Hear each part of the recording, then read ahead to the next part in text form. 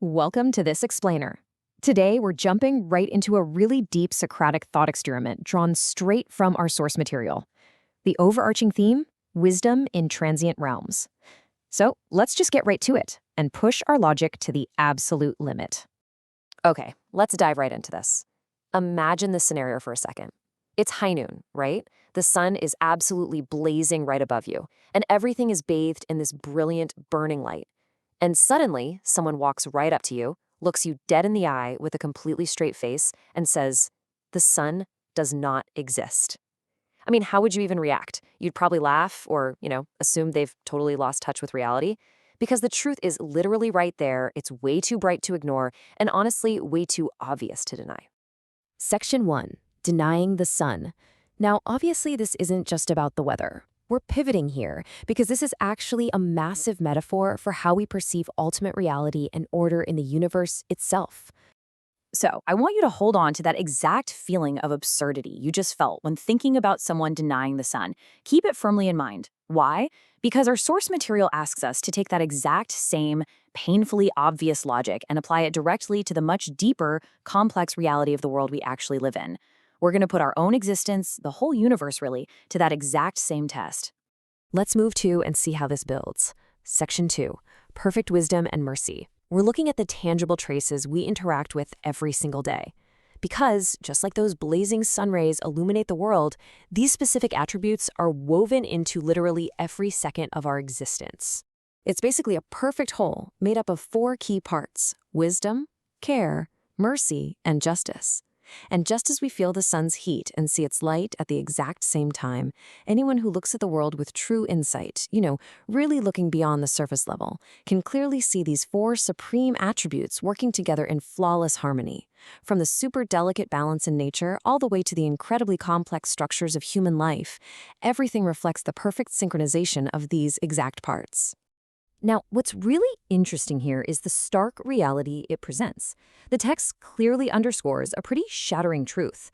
Nothing more perfect than his wisdom, more beautiful than his care, more comprehensive than his mercy, or more supreme than his justice could even be imagined.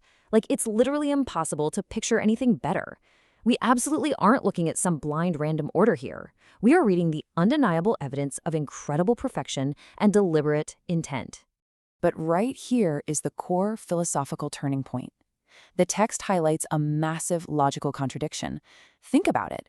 If there is such flawless wisdom, care, mercy, and justice in this world, what happens if there are no permanent realms, no fixed destinations, no happy populace for them to ultimately serve? If there's no eternal place where these traces fully manifest, well, the source argues that claiming that is exactly as absurd as standing in the daylight and denying the sun. Seeing these magnificent works right in front of your face, yet denying their continuity, their purpose, and their ultimate realization, it's just the absolute collapse of logic. Section 3. The Great Consistency Test.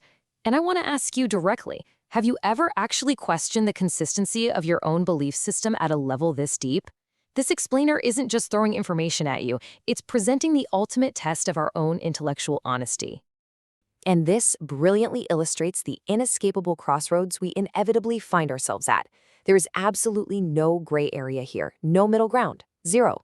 You either have to completely blind yourself to the perfect care, compassion, and wisdom around you and just deny them entirely, or you must accept that these clear traces have a source that points undeniably to an eternal and lasting reality.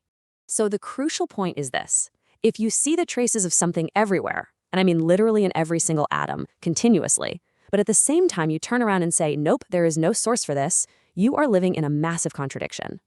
Our text argues that these two claims can never ever coexist. To accept the blinding evidence all around you, yet reject the creator that the evidence absolutely necessitates, that is an insurmountable paradox. Section 4, the Quran's clear message. Let's just slow down for a second.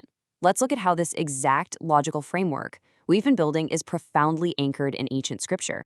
We will show them our signs in the horizons and within themselves, until it becomes clear to them that it is the truth. That is the 53rd verse of Surah Fussilat, which is directly referenced in our source material.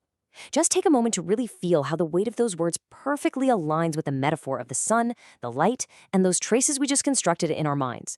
The external evidence, those signs in the horizons, and the internal evidence, our very own logic and conscience, they all point directly to a single truth. As we wrap up this explainer, I want to leave you with this one thought. Have you ever ignored the clear evidence right in front of your eyes just to avoid accepting a hard truth?